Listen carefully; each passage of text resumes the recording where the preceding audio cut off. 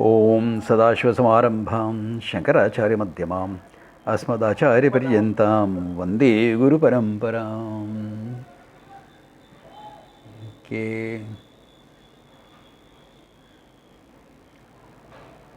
Okay, so last time we were seeing Kshetra Kshetrajna Yoga. What is Kshetra and what is Kshetrajna? He starts with the body as idam kshetram tu kaunteya. Because kshetra means an object of your awareness. So anything you can objectify is kshetra. Literal meaning kshetra is field, but can't be taken as a field. Okay.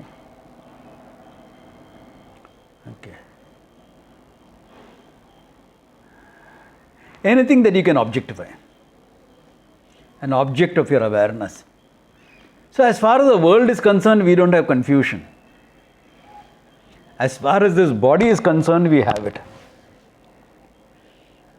Because the body is taken as I, even though I objectify it. I have a subject-object relationship. Otherwise, I will never be able to say my body. Similarly with my prana, my sense organs, my mind, my knowledge, my ignorance. All this is kshetra. And at the totality level also he said, Mahabhutani, Ahankara, etc. all that. Avyaktam, etc. Maya Shakti. The whole universe, kshetra.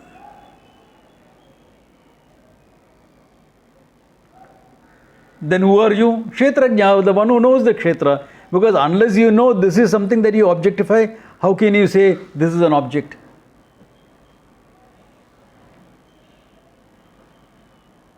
Therefore, you are the Kshetrajna. And who is the Kshetrajna? Mam Vidhi.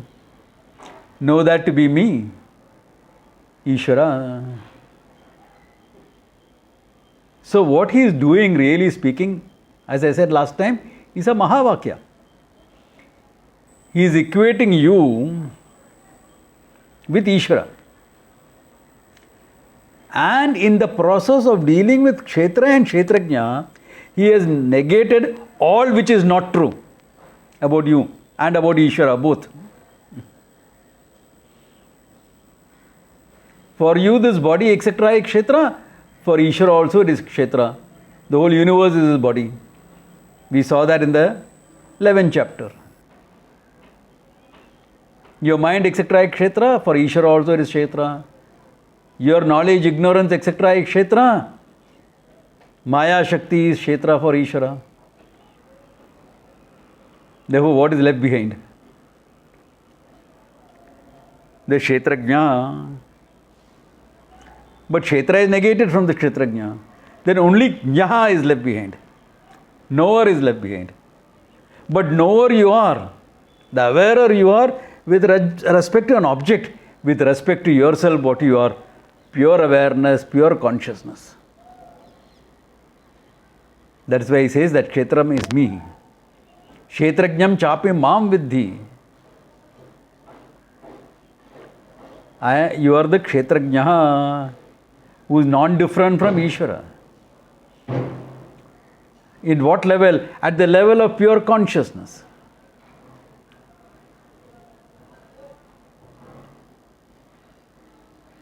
And we have seen earlier, na bhavo vidyate sata, etc.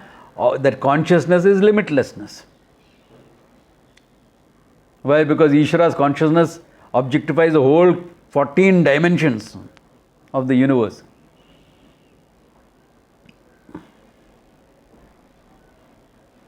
Therefore, who are you? You can't say I am so and so. You can't give me a role. You can't even tell you are the body, mind, etc., etc., etc. There is only one consciousness. From the standpoint of mind and body, there are about almost 30 people here. From the standpoint of consciousness, only one.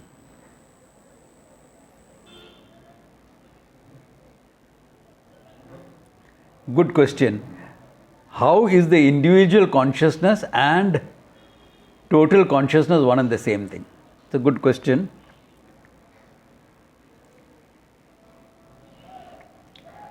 If you refer back, what is it that makes the consciousness individual or total?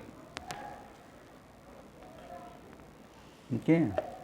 It is because we are taking it from two standpoints. When you are looking as me, and I am taking the body as me, I take the body as me. Only then I can say consciousness that is there in this body, I. Kshetrajnaha. The consciousness now appears as the Kshetrajnaha. And then you will say total consciousness because you are taking it as Ishvara, another standpoint. But look at it. Can Ishvara and the individual be really different even from the functioning standpoint? Of course. He is all knowledge. I have very little. He is almighty. He can create the whole universe. I can only create confusions. Therefore, how can I? There is a difference. Really? Your body is in his body or not? His body is the whole universe. Your body is included. No? Your prana shakti included in him. Your mind in his mind. Your knowledge in his knowledge. Your ignorance in his maya shakti. Where are you separate? Even at that level, there is no separateness. But you may say it is part and whole. That is how Vishishtadvaita came about as a philosophy. You are part and whole. Okay, for the time being. Then if you refer back to the second chapter, Na bhavo vidyate sataha, na sato vidyate bhavaha. If you refer to that, you will find that everything that you are looking at as a form, body, mind, etc., all that resolves into pure existence. We have seen that book before. What is this book? Book is nothing but papers. Where is book? The so-called book, a form, vanishes into papers. No? If instead of binding it, I put it together in a file, it will not be called a book. No? It will be a file. A file, a sheaf of papers. The cause for the book. So the book resolves into the cause paper. Paper was wood pulp before it became paper. So paper is a form that is resolved into the content wood pulp. Further going, wood pulp into hydrocarbons. But hydrocarbons are an arrangement of molecules. Therefore the hydrocarbon resolves into molecules, molecules into atoms, atoms into particles, so on. What will be the final substance? Some modern teacher says nothingness. I have this book in my hand. If I vacuum, you will not say it is nothing. From nothing, this book cannot come. Yeah. It can't be nothing. It has to be something. It has to be an existence, but without a form. Because if it is a form, I'll resolve it further. So formless existence becomes the truth of this book. Formless existence becomes the truth of this body also. Because if you look at this body, again, it will be resolved into hydrocarbons. Because we are living in a hydrocarbon-based planet. Somewhere else it may be a silicon-based planet. But finally it will be existence, formless existence is the basis for the whole name and form. So now, when you say formless, understand this very much. This is where we struggle to understand. That formless existence means limitlessness. Because formless, we often take amoeba is formless because that's what you learned in school. And when you're dealing with your kids, that is reinforced in your mind. Amoeba, formless, and you'll draw a shape. Then why are you drawing that shape if it is formless? Amoeba is shapeless. It is not formless. It doesn't have any given shape. It's a sort of a mass. A very nebulous mass. It is not a well-defined mass like this book. It's very nebulous. But it's not shapeless. It's shapeless, it's not formless. Formless means no boundaries. There is no boundaries. If there is no boundaries, it becomes limitless. Even though the form has boundaries, this form has boundaries. It is there, not here. One form clashing against another form. Yeah. So, it is not boundaryless. Form has boundaries, content is boundaryless. So, boundaryless means limitless. Because it's a boundary that limits, isn't it? What is it that limits? Boundaries. Yeah. If you don't have boundaries, there's no limits.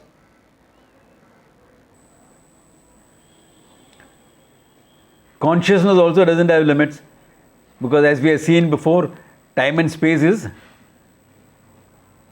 manifestation of consciousness alone. Therefore, you have limitless consciousness, limitless existence. Can they be true limitlessness? Then one will limit the other, both will have boundaries. Therefore, what you call existence is nothing but consciousness. One limitless consciousness, which we call total consciousness as a starting point. But really speaking, you don't have to use the word total, because there is only one consciousness.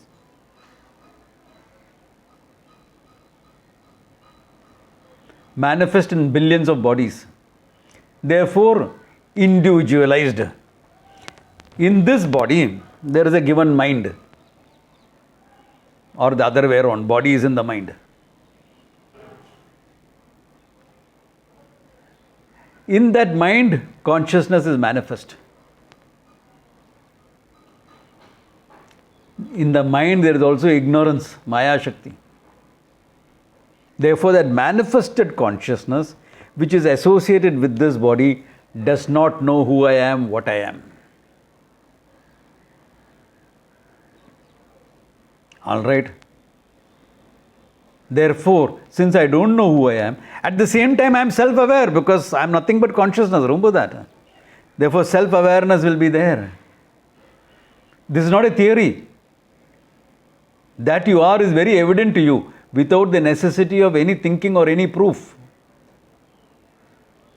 I am is self-evident. How do you know you are there? Did you see it? Did you see yourself? Did you infer? No, I know I am. So it's self-evident, self-awareful. And the mind is also clouded with ignorance. Therefore, it gets a sense of limitation and individuality. Why? Because I have to conclude now who I am, what I am. I am this much only. All right. So this much means what? I am the body. From I am the mind, it becomes I am the body. And if I am the body, that is different from me. She is different from me. But you always yearn for oneness.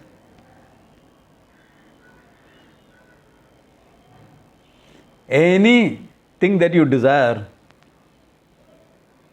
take a simple thing. You want to eat a rasgulla. Example, you want a Rasagulla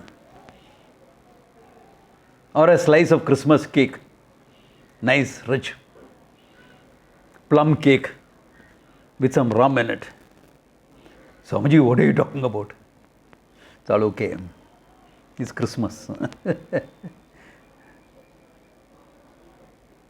All right. So here is a piece. Great, thank you. But you can't eat it. You wanted it, I gave it to you. But you can't eat it. मजा आएगा. It'll be torture.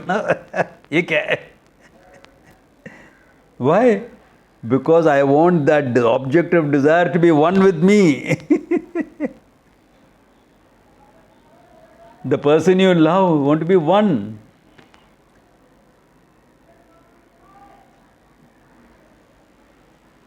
It's a very funny thing in society. You want to have a sense of belonging, therefore you will create groups, social circles, etc. But at the same time, your uniqueness, because consciousness is the only thing that is there, will assert itself and you will seek leadership roles. You want to who is going to be president, who is going to be secretary, etc. This tension keeps going between oneness and uniqueness.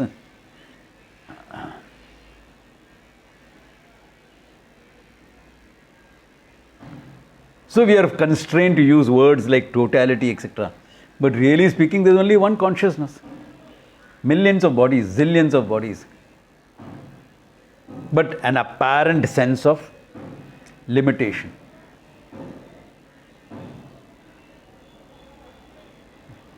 Therefore, all you have to do is know yourself, what you are. And that seems difficult. Yeah, it is difficult for two reasons. One, my sense of identity with the body, etc. is strong. As I. Second, my desires are strong. Because what is a desire? That I am not happy, I will be happy if I get that.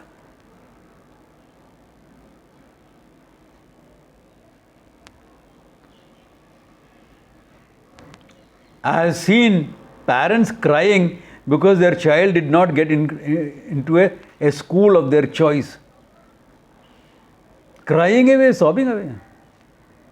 The child is not bothered. Yeah. Mama, this school is also good school, I like it. Like one of my students, he wanted his child to go to his own school that he went to. He wanted that. Rather, he wanted his son to be in a better school. Okay? So he took the son to that school to familiarize him with the school so that when he goes for the interview, he is comfortable. The kid took one look at that school. He's 3-year-old, okay? One look at the school and said, stupid school, I don't want to go in.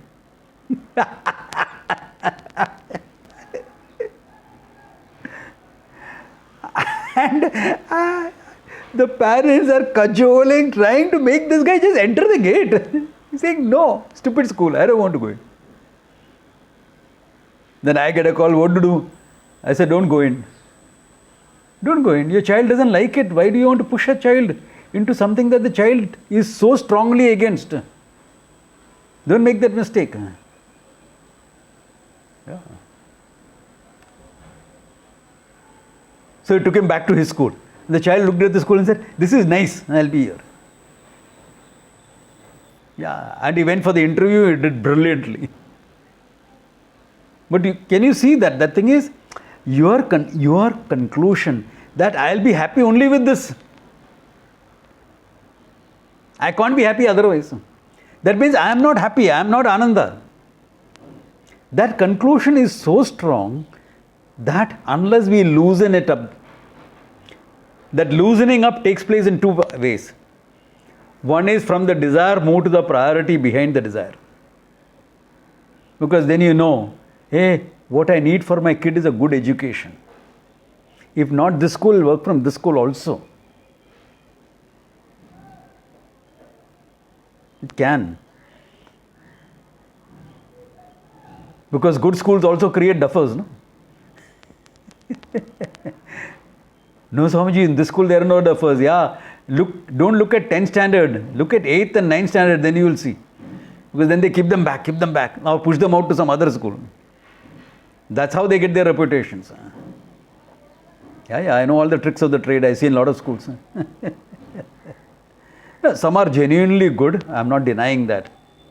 Yeah. But great men have come, great intellectual giants have come from ordinary schools as well. A good education, yes, you need to do that, fine. So, if you go to the priority, good education, not the school, then you know you have half a dozen choices. Then if one doesn't work out, you're okay. You're loosened your desire. Can you see that? You're loosened that desire. And then, prasada buddhi, ishvara arpana buddhi. Mind is at peace whether the desire works out or doesn't work out. Because you can see yourself being okay with or without the fulfillment of that desire. Then what? Then the teaching works. The Tattvamasi teaching, Kshetrajnam chapi mam vidhi, he says. Understand the Kshetrajna to be nothing but myself alone. And that pure consciousness that makes up the whole creation. That recognition is possible. To say I am consciousness is the first step. It is not my body as a consciousness. I have a body. I have a mind. I have the unconscious also. My subconscious, unconscious minds. What do you mean unconscious? Whenever you say I couldn't help doing it now, it's unconscious as drug.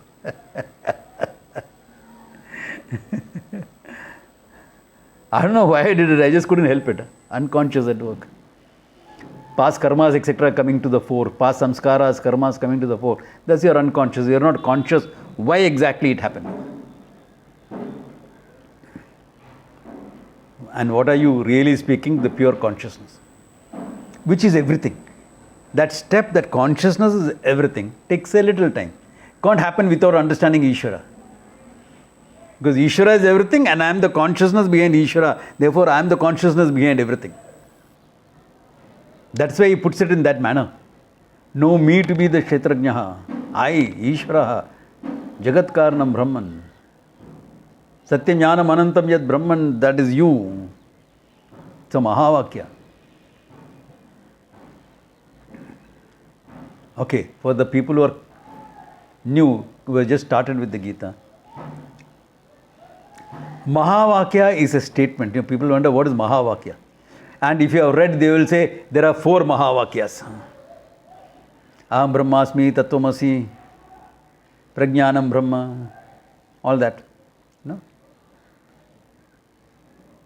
Not true. There are hundreds of Mahavakyas. What is a Mahavakya? Akhandartha Bodhakam. A statement which reveals you as limitlessness itself. Akhandam Artham. Not a limited meaning, Akhandam. A limitless. Bodhakam, that which gives you in that knowledge. Kshetrajnam chapi mam vidhi is a Mahavakya in the Gita.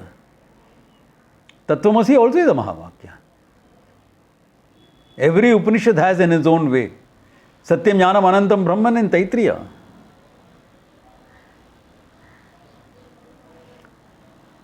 Prajnanam Brahma, I am Atma Brahma. Like a lot. Shankara picked up 4 for analysis, one from each Veda. And because of that, scholars got into it, academicians got into it and said there are 4 Mahavakyas. He has defined it as Akhandartha Bodhakam. Therefore, anything that fits the definition should be a Mahavakya. That's how the tradition teaches. Tradition always puts it like that. So if you read a book which says there are 4 Mahavakyas, understand that's not very traditional. That there may be something erroneous in it.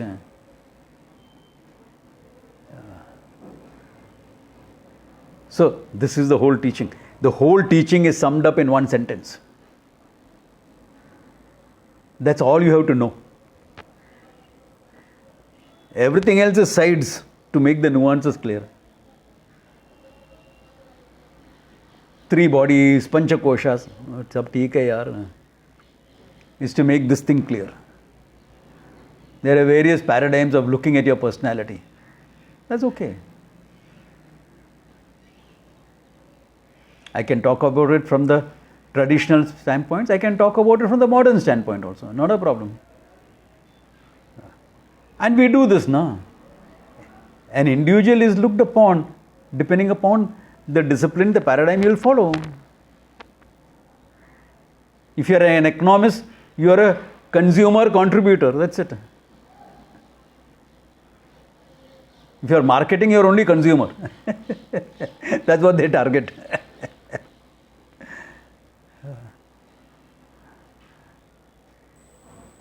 Yeah. And Swami Chinmayanji used to say, if you are a biologist, the world is full of evolutionary samples.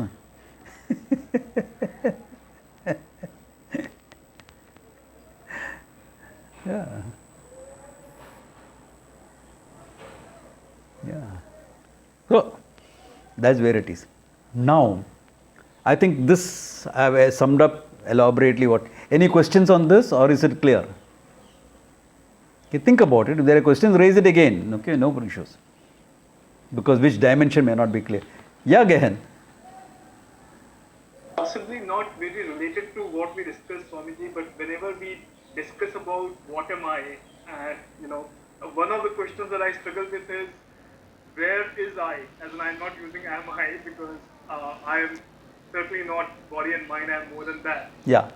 So, as in, I struggle with where, because when we are talking about the 3 states and the Suryam, where is this I? Okay. We are trying to, that's exactly like saying, where is God? The answer would be, where is it not? Now look at it. If your consciousness, the consciousness should be everywhere.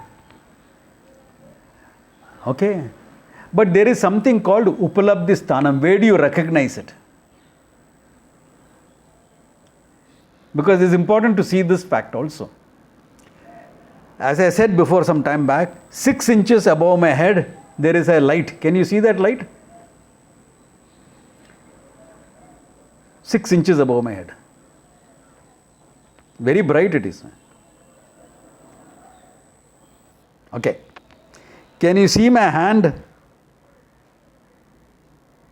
How can you see my hand unless it's reflecting light? Well, are you seeing the light? You are, but you are ignoring it because it is not dark.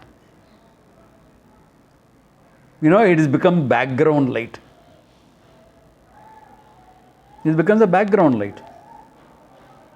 Though, actually speaking, both the tubes I have put on is foreground, not background.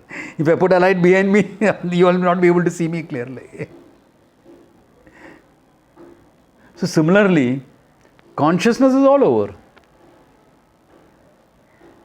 But where do you recognize? 2 expressions are used. One, it says Buddhi Guhayam. Buddhi Guhayam. In the core of your thinking. Because every thought is a conscious thought. No? It shines in the light of consciousness. The content of the thought is nothing but consciousness. A thought is nothing like a wave that comes up in consciousness and dies down into consciousness. Therefore, what is there? Right here. Where you recognize it. Another expression used is Hridaya Guhayam. The core of your personality.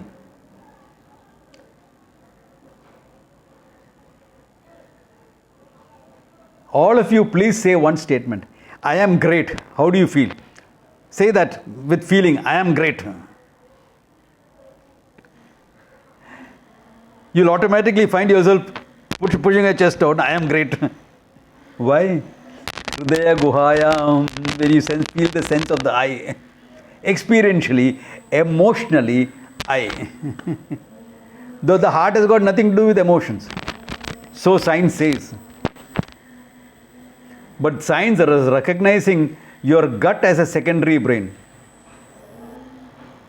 The gut bacteria in particular as a secondary brain. Okay, a lot of biologists are experimenting with this and saying if you have good gut bacteria, it acts like a secondary brain for you. That means what you call brain is not you. It is all those microbes that are there, okay? Can you see how the collective is influencing the individual?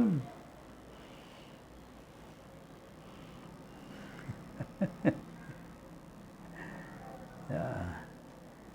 If you think like that, you'll understand how much interconnected we are, you know. Yeah. It is snowing in the Himalayas and it's raining here, no? Himalayas, there's a lot of snow. Raining in Delhi also. In a way, it's good. Delhi has got curfew. And nobody is going to go out in this rain anyway. And it is good it is raining. You know why? All the suspended microbes in the air will be washed away. Because the new variant is very light. Like how Delta was light, this is also lighter, not heavier. That's how it happens to viruses when they evolve.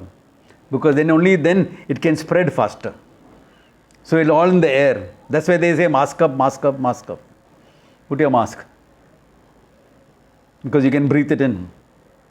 And one good rain will wash it all off. Achha.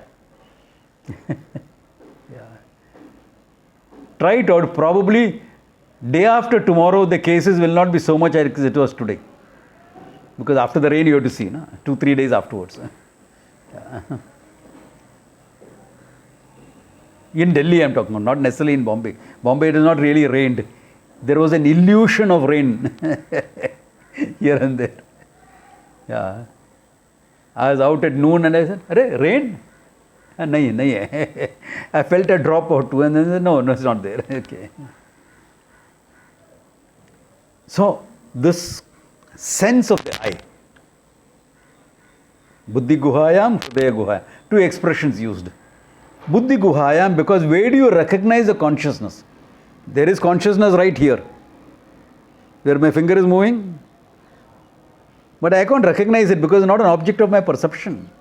But I can recognize it as the I. So, Upalabdhi Sthanam.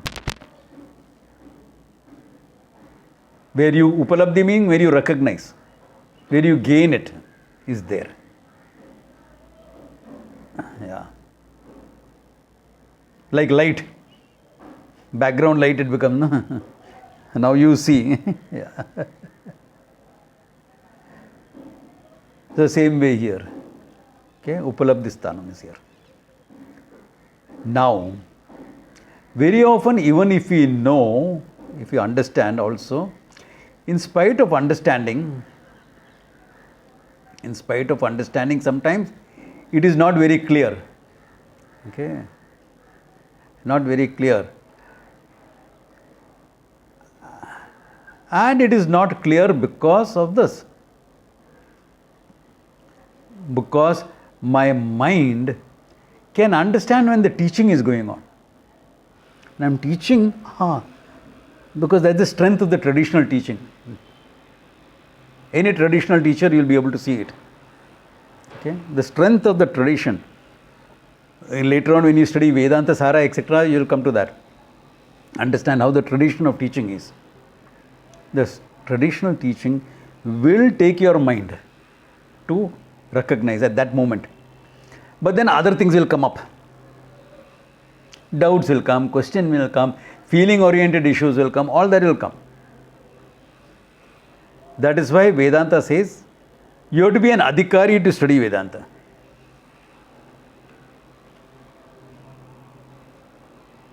And this question of being an adhikari is there in all disciplines. Every discipline has the idea of adhikara. I want to join IIT and study engineering. There's a whole list of qualifications before that. No? I have to have done my +2, got good marks, scored well in the entrance exam, the national. All that is qualification, no? Adhikara. No? As I can't walk in and say, I want to get admission into IIT. What are you? What do you mean, what I am? इंसान हूँ मैं, और क्या? What is your qualification? अंगूठा छाप. I have studied up to 10th. Many of your maids will tell you that. I have studied up to 10th. Up to 10th means she flunked in 10th and then stopped studying. How many maids I have tried to encourage them to study after that, you know? I said, I'll help you. I will pay somebody to get your tuitions for you. Study. Come up. नहीं साहब, मेरा बस के बात नहीं है. मैं यही काम करेगा. Okay.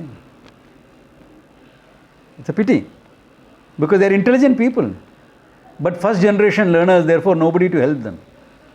But adhikaritvam should be there now. How will that person get an admission into IIT? And how many who are not adhikaris, because you need to have an engineering mind, a problem solving mind that loves to deal with problems and technology and issues more than people. If you don't have that mind, you will drop out. How many people drop out by the second year? Ask Sugandh, he'll tell you. Always, every year there are a few dropouts. Will be there. Why? Because adhikaritvam is not there. Swamiji, I believe in private schooling. I want to study calculus. Very good.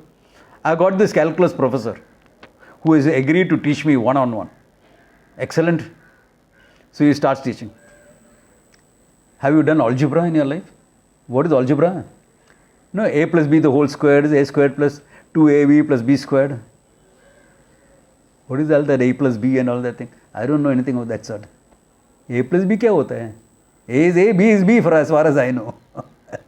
Okay. Then he comes down a bit. You know, school level mathematics, this, that. Finally he says, this character can say 5 plus 7 is 12, but he has to use all his fingers to say that.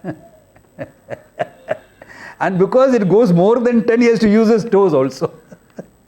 This is his level. What does that mean? Not that he cannot study calculus, but he has a long way to go. Get his basic arithmetic clear, study mathematics, study geometry, trigonometry, algebra, then come to calculus.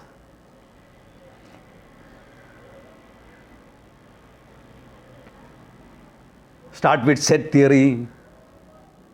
ये set theory क्या होता है? Set dosa I have eaten in Mani's. So you know how to explain set theory. It's actually a beautiful concept, the set theory. Beautiful concept it is. Yeah. That forms a basis of thinking in many ways. But it is not taught. People just mug up. A set is a number, is a container of infinite number of points. Nobody understands what the whole thing is about. Mug it up. 0 is a subset of every set. Every set is a subset of the infinite set. What does it all mean?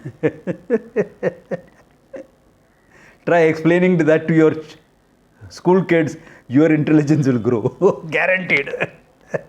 How do you think mine happened? I explained it to my first set of nephews and nieces.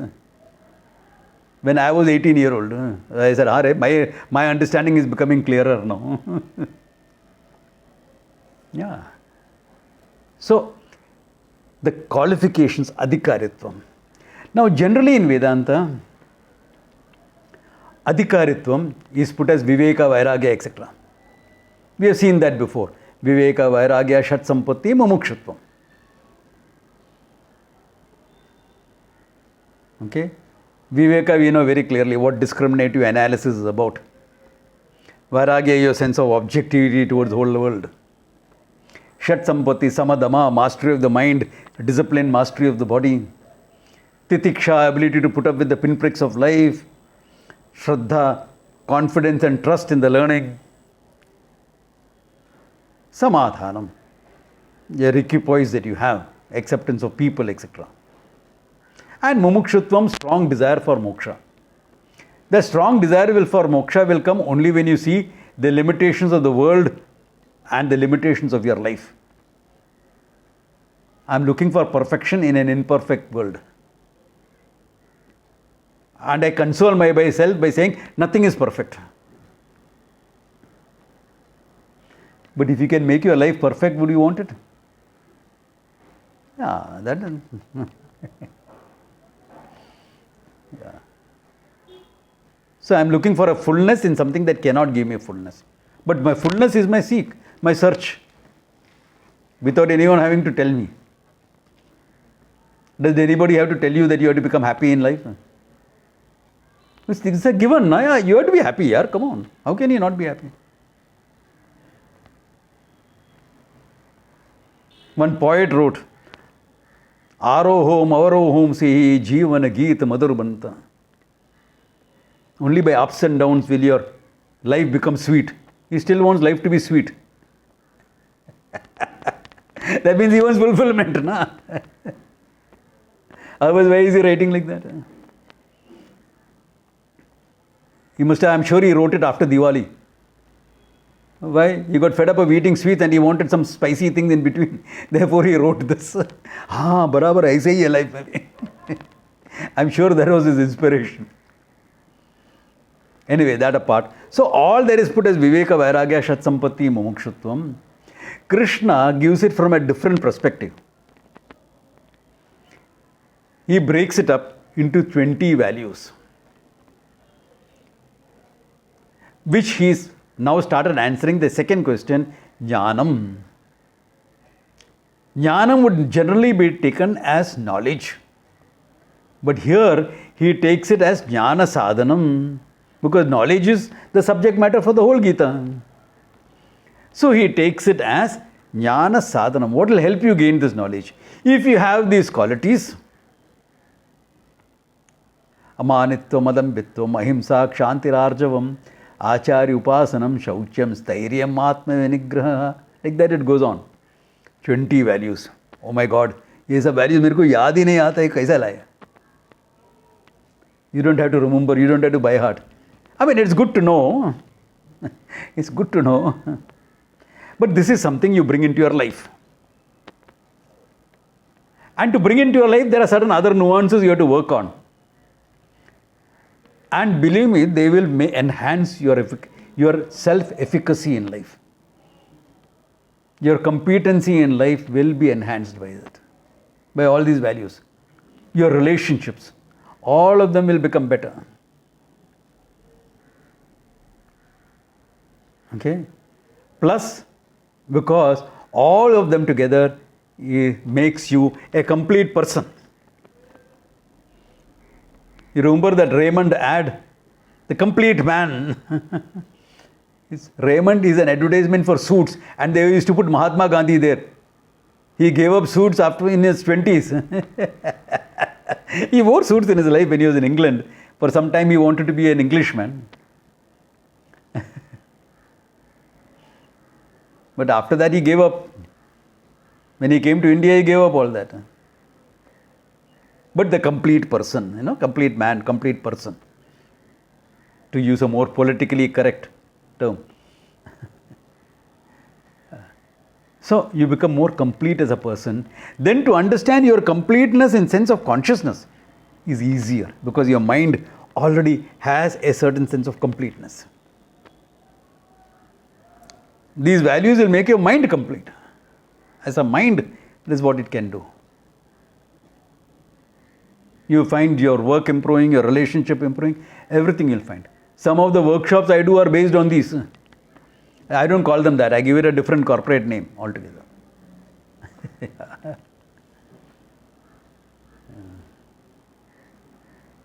But in the process, you find people becoming more efficient. So let us start looking in this. Any other questions, or shall we go into that? If there are any questions, please shoot. There is no rule that we should start this today itself. Okay? Yeah. Okay. If there are no questions, let's start.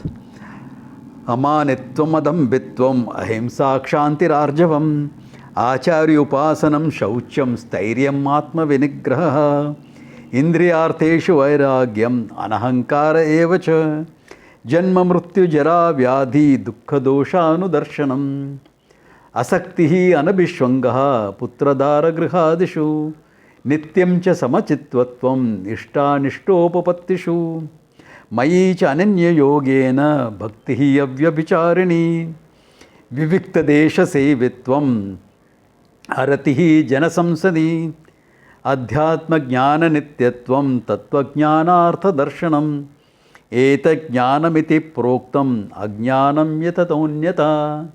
All these are called jnanam. Any other quality other than this is ajnanam.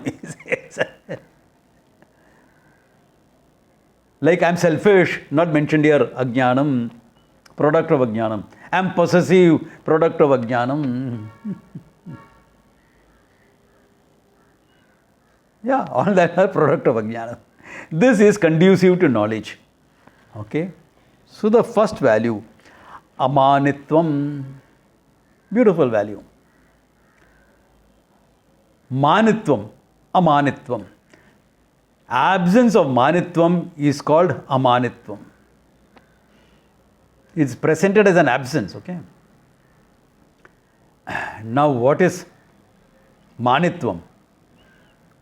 Shankara defines it as Atmini pujatva bhavaha.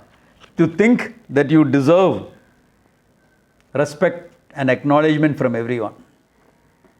You deserve. But Swamiji, isn't that a good value? I should know my worth, no? Yes, it is a good value. But to demand respect from others is a problem. You won't get it.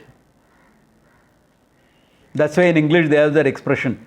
You can't demand respect, you have to command it. Even then you won't get it.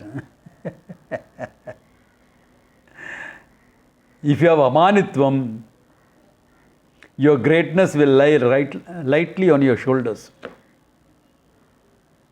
You won't behave in a manner that demands respect from people.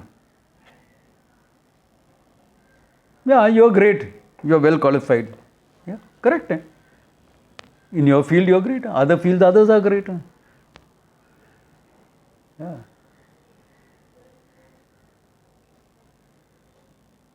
A tribal is great in his knowledge.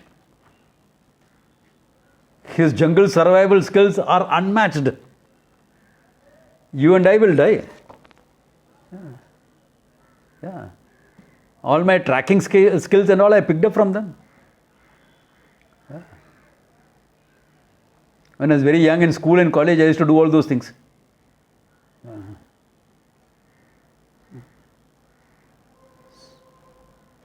So how to track, how to this, yeah, how to look for footprints, what is edible, what is not edible, how do you find water. He is a doctorate in that field. So I am a doctorate in my field, I have my qualifications. Good, अच्छा है. You know, to be very objective towards yourself. You don't demand respect. You are what you are a simple person. You have expertise in something, of course. Nobody denies that. You don't have to underplay it. Yeah. You don't have to underplay it. But you don't have to flaunt it also.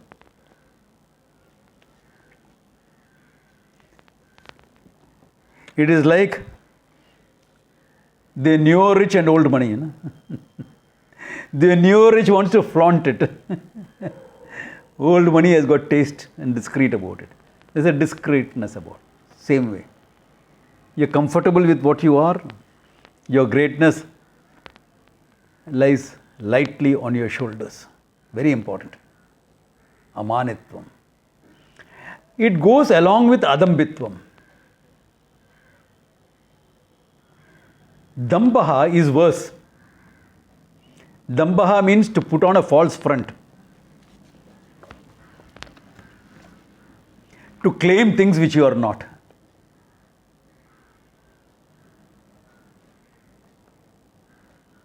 Hey, I didn't see you last week. Where were you?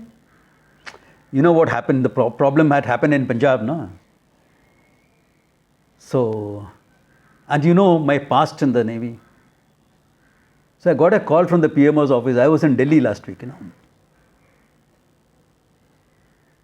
because how to deal with these type of issues. And as I am talking to you, a friend comes in. Hey, how great was a party 2 days back that we are all in here. Now, now I have to now balance out. I have created a bluff. Why did you create this bluff? Because you are creating a false front. You are claiming what you are not, just so that people will respect you. Because people, isn't that what you want? This is called damba. Absence of dambitvam, adambitvam. All damba, and we see. I don't confuse it with the right of privacy. You have a right to be private and keep certain things to yourself. Okay. But what people see should be what they are, what you are. You can't keep on putting too many fronts. See, all of us put on a little bit of front. People can even say this dress is a front, Not really, because it's declaring what I am. I am a teacher of Vedanta. But because of the dress, I am claiming respect, it becomes manitvam. Absence of that, amanitvam. Or because I am wearing this dress, I start behaving in Mahatma manner. What I call Mahatma Giri. Like Dadagiri. This is a term I use often among my batchmates and my Guru Bhais. Hey, Mahatma Giri band kar, Mahatma hai na, bas ho gaya.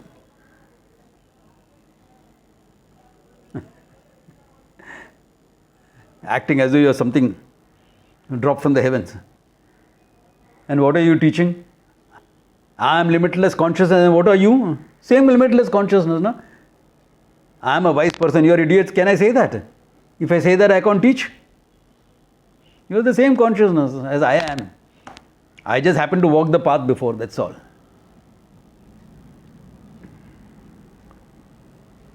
That's it. No false fronts. Now that I have taken sannyasa, मैं पैसा नहीं छुएगा. I know a Mahatma like this. His videos and all are there in YouTube. He is from the Swami Narayan group. Very popular speaker, though I don't think he speaks a lot of sense. Though he's very popular. So, both of us, there was this company I was doing programs for. And this company always had a habit of, okay, my programs go on regularly. Throughout the day, it's there. And once or two guest speakers will come for an hour, give a talk and go off. Just to inspire. So they were calling this man. They had already decided. I said, oh, good. Why should I run down somebody else in public? I'm not going to do that. Though I know exactly what he is, but then he said, he's a great Mahatma. I said, yeah, I know him. And I kept quiet. I didn't say anything further. He doesn't touch money. I said, then you will have a problem. Why? Because you have to fly him down from Ahmedabad to Pune. And since he won't touch money, you will have to pay for an extra ticket for an assistant of his to come with him to handle any cash transaction that is necessary. That is true. We are paying for 2 tickets.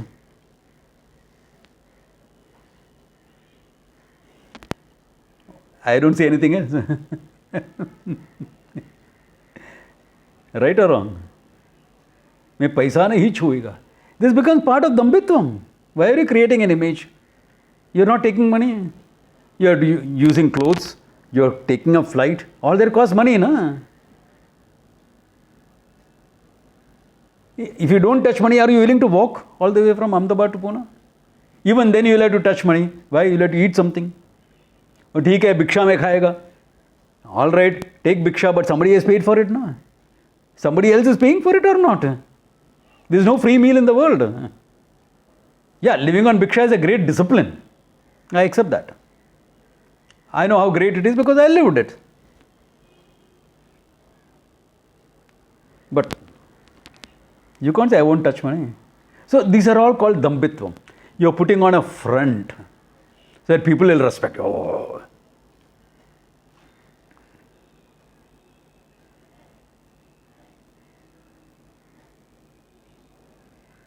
It happened to someone whom I know. No, Bhishma's oath is not damba. That was a commitment. He had given a commitment. This is what I will do. And he stuck to that commitment. Because that's what he was. He was willing to die for it. No? Live and die for it. Yeah.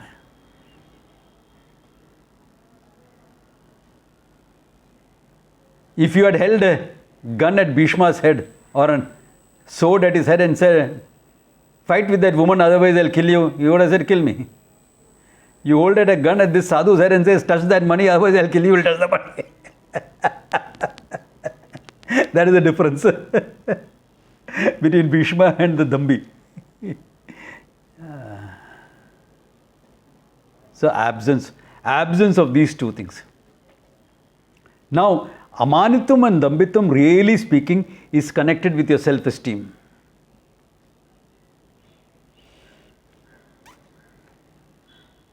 Okay, how you regard yourself. I want you all to think on that. Okay, so it's time to make this class a little bit more thinking. I know most of you do think, but to those who have got into the habit of just listening and going, like Taranandagiri used to say, "Sun ke ja raha hai," na? Padta nahi hai, sun ke ja raha hai. So those who are used to thinking, think on this. And next class, I will show you the connection between these two values and the modern idea of self-esteem. It's not modern, it's ancient, but it's put in a modern way. I'll show you the connect. Okay? So, good place to stop. My teacher has also written some books on this called Value of Values. Those who have can pick it up and read it. Yeah, I think it's available on Amazon. I'm not sure. It's available with AVRP. It's available with Giris also. Yeah. So, good place to stop. Have a nice day. Enjoy the evening at home or anywhere else. Yeah, wherever you can. But Delhi people all stuck at home. How is it in London, Ajit? It is raining out here. Okay. Temperature is low now. Okay. It's around 2 degrees. Oh wow, 2 degrees. That's good. Yeah. That's good. I think once I should take you all in winter to Rishikesh. Yeah, true. It's a beautiful time, beautiful place. The Ganga is blue. Maybe not peak like January, but maybe November end or something like that. I should do that. We'll see that next time, okay? Love to. Yeah. Good place to stop. Om Tat Sat.